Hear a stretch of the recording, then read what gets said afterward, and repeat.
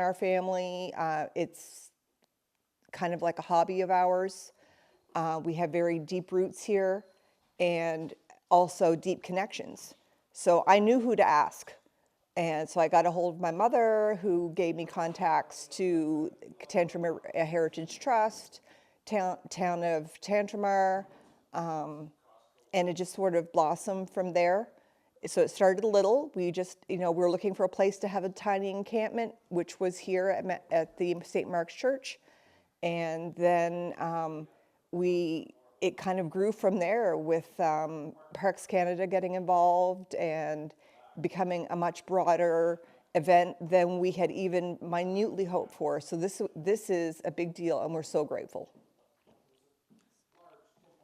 Do you want to say anything? That was a good answer. I mean, Yeah, not much else you can say. that's good. Yeah. That's her part of it. As far as getting the ancestors involved, I mean, there's more to that. Sure. So, how did you identify the 6 families and trace their connections back during the siege in 1776? Okay, Okay, that's her question. My question. Okay, I had just spent a year and a half writing the history of Upper Sackville, and during my research, I was reading all these history books and came upon all these little anecdotal stories of all these families, and I thought, well, I know those people, but they're not from Upper Sackville, so I didn't include them in the book, but they were in my mind, and I knew where to find them. And so when Sue brought up this idea of commemorating the Eddie Rebellion, I thought, well, yes, we had family in that, and so initially I was thinking of her and I, but the stories that are attached to our program today, they're out of history books, and we didn't look for the ancestors and trace the history. We had the history and we traced the ancestors. Sure. So, you kind of already touched on this, but what did the research process involve? And what kind of records and documents from family histories did you use? So, there's textbooks. Was there anything else? It was more the history of Sackville, the history of Chignecto, Ernest Clark's siege of Fort Cumberland, Online resources. online resources. Published resources, the archives. Genealogy has been a major family hobby for us, even before Mom and I. Like, our grandmother did it, so she's the one that got us interested, and Mom took it from there. I do a lot of research for her. She does the writing. And so we kind of had the story. We just had to connect. We had the stories, but not the people. So we just sort of connected the people to the stories, not the other way around, if that makes sense. Mm-hmm. Which is kind of weird. You would think, we have the ancestors, let's find the story. But we had the story. We just needed to find the people to act, to represent them. So in my book, I had written a chapter on the Ed Rebellion, not because it happened in Upper Sackville, but because they were onlookers. And reading all these names, and they were from either Upper Sackville or Middle Sackville or Point de Butte or Jollicure, and I'm thinking, well, I know those people, and yes, the girl I went to school with, she's an heir. A girl I grew up with in Upper Sackville, she's a Hicks, and a girl I met 10 years ago, she's a Truman, and I discovered I was related to the Keelers, and I didn't even know it, so it all just sort of fell together. So, was there anything that really surprised you during the research? Absolutely. Okay, I'd love to hear it. Okay, so the person that I'm representing today is Sarah Hunt Goodwin, and her husband is Daniel Goodwin, and their story was well known to us, to our family. She is my 5th great grandmother. And we thought all along that he was involved on the Loyalist side. That was our big claim to fame. I had the story all written. We knew it all. And then we got Ernest Clark's book, and our ancestor is listed with the rebels. So we were like, okay, we need to sort this out, because I can't go and have a intelligent conversation about my ancestor with the wrong information. So we actually contacted Mr. Clark, and we verified information to discover that, yes, he did serve under Eddie. They were well-known compatriots to one another. They had worked together for like 20 years before the Eddie Rebellion even happened. And so, yeah, that was the big shocker that the person we thought was a loyalist wasn't.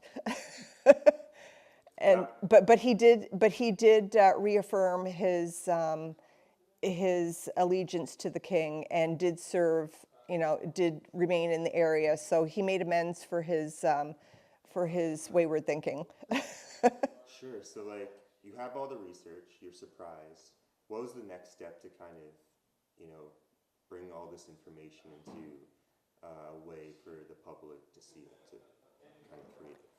Well, I had found a lot of information when I was writing the book, and some of the ladies that I had asked to participate didn't have the same resources that I did. So I had copied out all the information on their families and sent it to them to pull together. And I said, by the way, your ancestor was a rebel, and I'm not sure how you want to enact this. Do you want to be embarrassed, or do you want to be defiant? So it's up to you how you want to portray it. So I guess, how did you decide which ancestor to portray? Was it just directly from their lineage, or how did you divide them? Actually, I'm related to quite a few people. The Keelers being one, the Goodwins being another.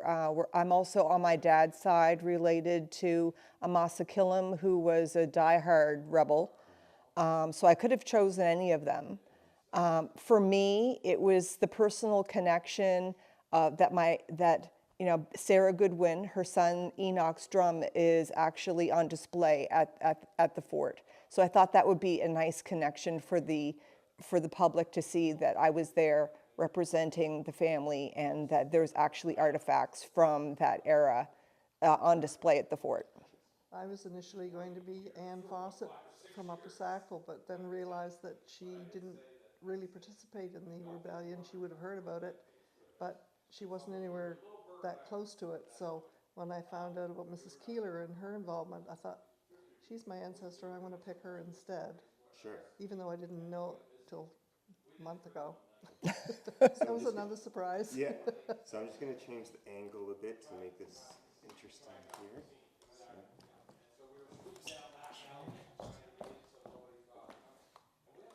Yeah, that looks good.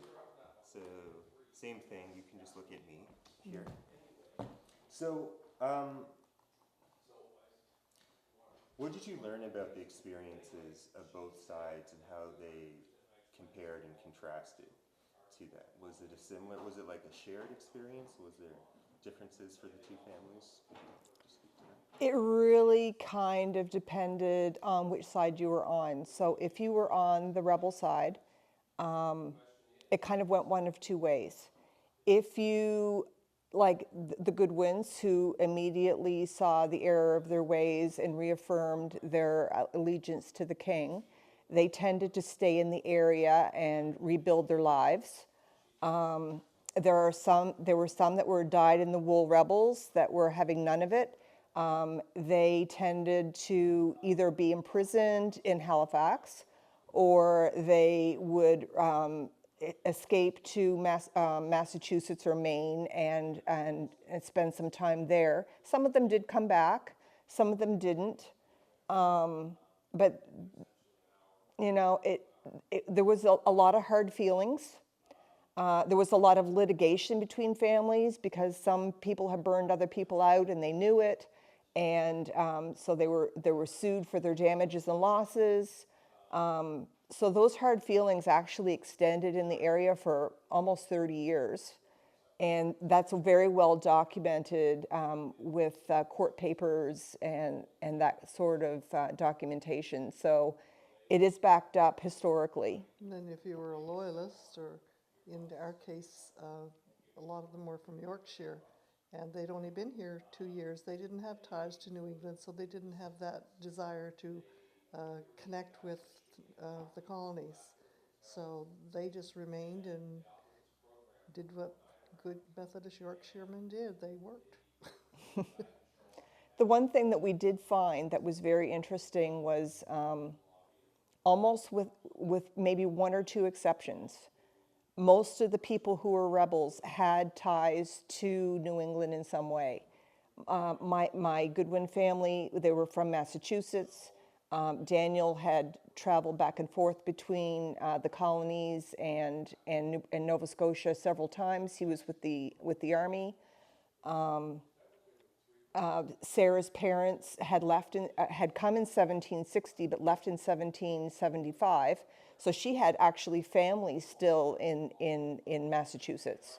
So they would have had more of a stake and a worry about a country divided or an area divided because, for them originally they were all under, the umbrella of the British Crown, and for that to break apart would have been quite terrifying to them. And the Yorkshiremen were brought here because they were loyal to the king, and they were brought here as a stabilizing factor by Governor Franklin. And it worked. And it works. So yeah, so when I go in my family history, I see an old house, I just feel this kind of connection to the person. Did you feel that connection to the people you're researching that maybe not before? And could you describe that feeling at all? And was there like an empathy, like feeling what they went through? Was there any kind of emotional connection that you felt at all? I have always felt a connection to my past ancestors, and I think probably because of the fact that I am a reenactor, because of my genealogy interest. I actually have a plaque in my living room that says, "We are the sole purpose of their existence," which really makes you stop and think about everybody who came before you and the importance of who they are and why you're here. And so yeah, and I think because there are still some homes in this area that are connected to our family, that are still standing, and family members still live in them. So it's deep for us. Like the roots are deep, the land is deep, the Yorkshire ties are deep.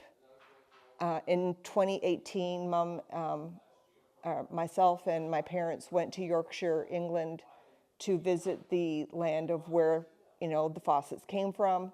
That was very moving. So I've always kind of had that, and maybe that's just a personality trait for me. I'm not sure. We're old souls.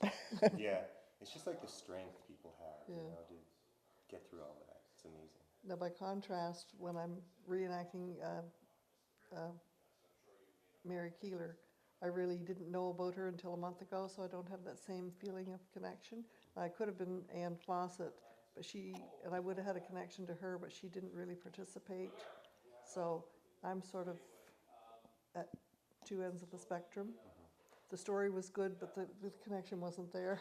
I feel that like reenactors are the best like stewards of history. When I was talking to Steve, the breadth of knowledge that he knew, and I think to be a good. He's extremely But knowledgeable. even with you two, to be a good reenactor or good actor, I don't know what it's called. You really have to know the history, right? Better than anyone, and I feel like that's something that surprised me with that. So And that's what's different about this whole event, or what we're doing here today, is that as a reenactor, I will go to the field, with the Delancey's Brigade. I am reenacting an era of history, but I'm not any one specific person. To be able to tie in family genealogy to an event like what we're doing today, I've never done it before. I don't think Steve's ever done it before. So this is very unusual, exceptional, different. Exciting. yeah, so could you just speak to that a bit more? How this has been different than? I know you just gave the answer. Could you just maybe just reiterate what you were saying? How it's different with the genealogy for you this time? Well, as a genealogist, Okay, sorry. Oh, sorry.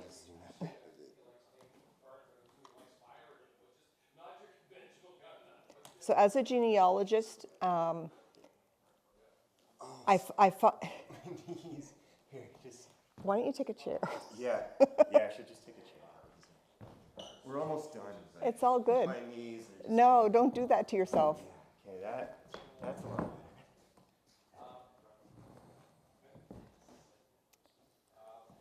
So as a genealogist, it's one thing just to have the name of an ancestor on a piece of paper with a date. That's one thing. but for me, it was always the why. In studying and I guess that comes from my history interest, is that today, if I was to ask you a question about how you would make a decision about your life, it would be based on social circumstances, maybe your religion, maybe politics. All of those things kind of play into your feelings and perceptions of your life around you. And that would have been exact same for them in 1776. So their religion and the social circumstances and the politics and all of those things would have played a role. So having the information of the name on a piece of paper is one thing, but for us it was always the why. Why would someone who had lived in the colonies from 1700 to 1783 decide they were going to be a loyalist and decide to take up everything in their entire family to move to rural New Brunswick in 1783? There was a why for that. So to me, finding the social reason behind why and how they did things is almost more important than having the name. So that kind of ties the two things together. The reenacting thing is sort of like the social representation. The genealogy thing are the names on the paper, and being able to tie the two of them together to make a full story. And this is our story. This area is our story. These are our roots. We go back 250 years here, back to Yorkshire before that. And to let the Eddie Rebellion was just the perfect conduit to make that whole story come to life. And for me, it's always like men are interested in war because of the battles and the guns and how many people they can kill and who can win. For me, it's always been how do the women live through war? How do their families survive? How do they come out of the other end safe, whole, or compromised? It's always been about the women for me. Definitely, and we just should have.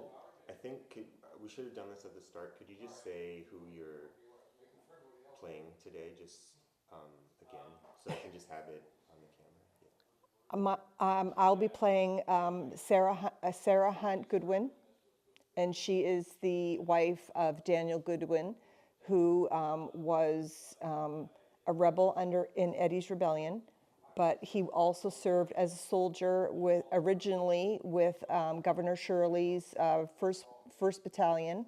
He came in 1755 and was one of the original people that was involved in the overtaking of Fort Beauséjour to become Fort Cumberland. And I'm representing Mary Thompson Keeler. She and her husband Thomas came from Yorkshire in 1774, so they've only been here 2 years. And they lived a mile from the fort, and they were very close to the action. And they remained loyal to the crown, and their descendants they spread to other areas, and Keeler House in Dorchester was their son, Sure. John. And I just have a few more questions. I know you're busy. Sure. Could you just maybe go over what you're wearing and how or explain to how would you describe what? This is an English gown. It was very typical of the era. So petticoats and gowns were separate garments. So you would have the underpinnings here is called a shift. It sort of looks like a white night dress, and then you have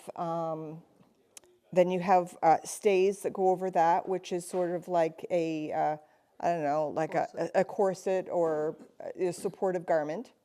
And then I have my pocket, which is actually a separate thing, which is tied to my waist. And I can keep all my little treasures in it, my money and that sort of thing. And then I have my petticoat is over top of that, which is just like a skirt on a tie.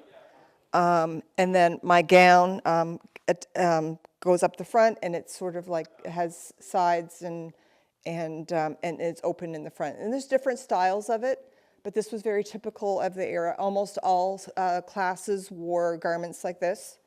My mother's wearing a short gown, which is also another version of a working woman's outfit, and I'll be wearing one of those for this evening's event. So, And your bonnet? and all women wore bonnets, the straw hats, which I don't have with me here, but if you went outside, that would be on top of the bonnet.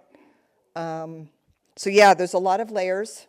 All of the clothing that we are wearing, well, with the exception of the shoes, and the stockings we purchased, but I've made most of it by hand.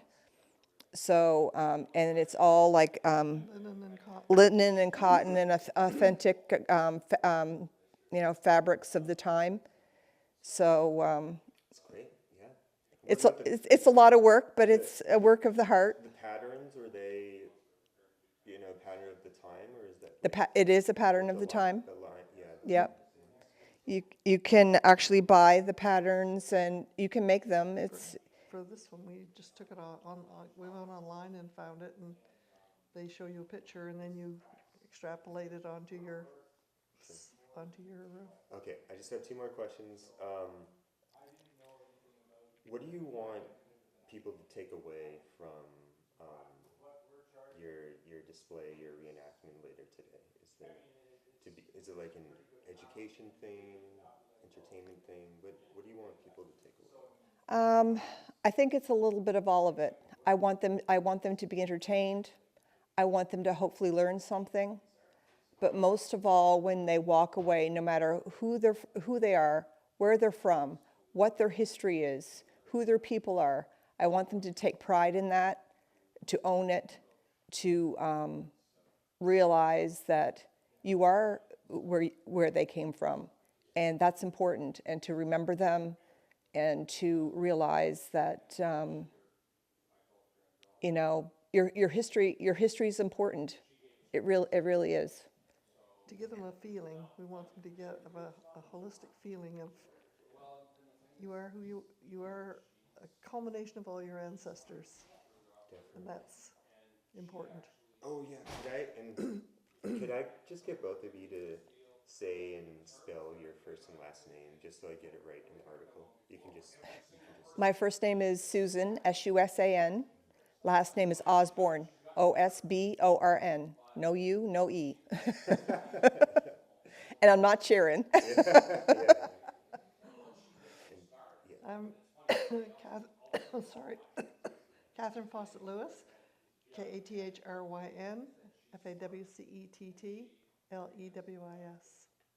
So last question, what do you say to another group of people who want to take on this endeavor of through the genealogy and the networking and everything like that?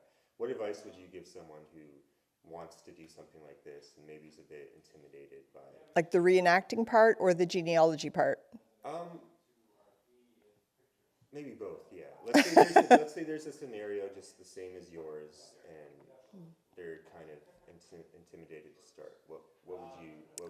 Because you've just been through the process, so you know. As far as genealogy is concerned, the best place to start is Ancestry. If you know your parents' names and your grandparents' names, they can help you a lot, get you pretty far back. Ancestry.com. Ancestry.com. And it's rare that I haven't been able to get at least one or two generations that way to help people. Sometimes we can do a whole family tree in a day. It depends. Okay, so it's done. Now we just have to do a bit of like B-roll. So it's just kind of, it helps during the interview if I can cut away to you two doing something. So could you just pretend like you're talking to each other for a few seconds?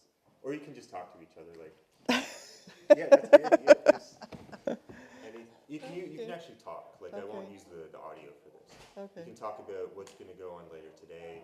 I just need like a few seconds of you two talking to each What do other. you want to talk about? Did you remember your bug spray? Yes, I did. Good. That's very important. And your sunscreen. And I have my husband's trousers on under my skirt. Oh, yeah, I gotta Mosquitoes tell have- you that story. Do you want to? There was actually a letter sent England. to England from this area, complaining about the mosquitoes and how awful they were. And that women had taken to wearing their husbands' breeches under their gowns because of how bad the mosquitoes were, and they were getting bitten so badly. Take note. Whoops. So, I didn't know that. yeah, That's so cool. Okay, cool. and that was a big problem. The mosquitoes were the #1 bugbear. No pun intended. Yes, pun intended. In this area, everybody complained about the mosquitoes. And they were complaining about them this morning, so nothing's changed. I mean, The the marsh, mosquitoes let's can be face it. really bad. Yeah. You wake up the next morning and there's just red spots all over your legs. Yeah. Okay, so that was good. So now the second one is, could you just to walk from behind and then sit down? Okay. That's always also a good one. So, Make sure everything is put in the right place. so just, yeah, actually just sit. You just sit where you're walking. Sorry, go where you were sitting.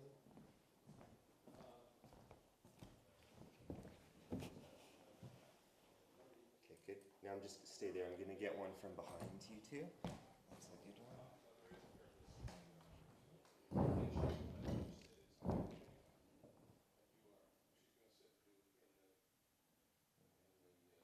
Okay.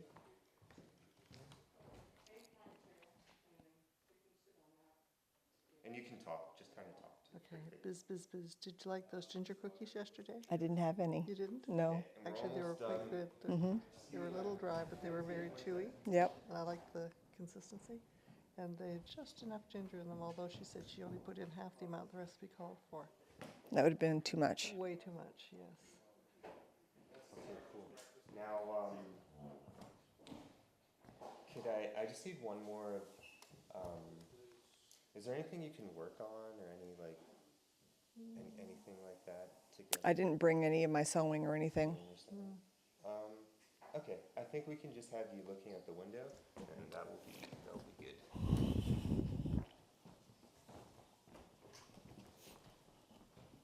Oh yeah, that's good. Such a magnificent view here. I know, it's gorgeous. I love it.